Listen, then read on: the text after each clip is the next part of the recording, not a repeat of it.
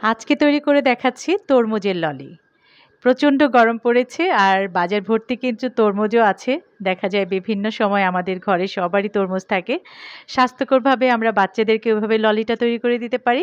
আবার আমরা বড়রাও কিন্তু কম পছন্দ করি না, আমরা বড়রাও খেতে পারি। তো চলুন দেরি না করে রেসিপি দেখে নিচ্ছি। ললি তৈরির জন্য এখানে 2 কাপ তরমুজ নিয়েছি আর তরমুজের বিচিটাও কিন্তু আমি ফেলে দিয়েছি। দেখে হয়তো বুঝতে পারছেন। বিচিটা অবশ্যই ফেলে নিতে হবে। এবার ব্লেন্ড করে নেব। ব্লেন্ড করে নেওয়ার পরে একটা ছাঁকনিতে দিয়ে ছেঁকে নিতে হবে। ছাঁকনিতে ঢেলে একটা চামচ দিয়ে এভাবে নাড়াচাড়া করলেই কিন্তু নিচে জুসটা পড়ে যাবে। একটা হাঁড়িতে নিয়ে নিব। এখানে 2 কাপ জুস হয়েছে। হাফ টেবিল চামচ করে 2 বার চিনিটা দিলাম। 1 টেবিল চামচ হয়েছে। আর 1 চা চামচ এখানে দিয়েছি কর্নফ্লাওয়ার। জালটা কিন্তু এখনো ধরায়নি। খুব ভালো করে কর্নফ্লাওয়ারটা মিশিয়ে তারপর জালটা ধরাতে হবে। আর একদম অনবরত কিছুক্ষণ নাড়তে হবে, যেহেতু কর্নফ্লাওয়ার আছে, না হলে দলা পাকিয়ে যেতে পারে।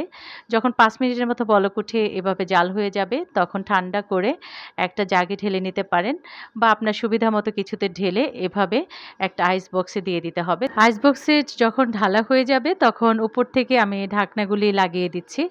তারপর জমে যাওয়া পর্যন্ত অপেক্ষা করব। এখন বিকাল 4টা বাজে। আমি সারা রাতের জন্য রেখে দিব ললিটা ডিপ ফ্রিজে। তারপরে আপনাদেরকে বের করে দেখাচ্ছি। দেখুন আমি কিন্তু পরের দিন সকালে বের করেছি। কতটা সুন্দরভাবে জমে গেছে আমি একটু বের করে দেখাবো। তার আগে একটু পানিতে দিতে হবে। পানি দিয়ে কিন্তু আপনি উপর থেকে ধুলেও এটা খুব সহজেই ছুটে আসবে। তো আমি সামান্য একটু 5 মিনিটের মতো পানিতে রেখে দিয়েছি।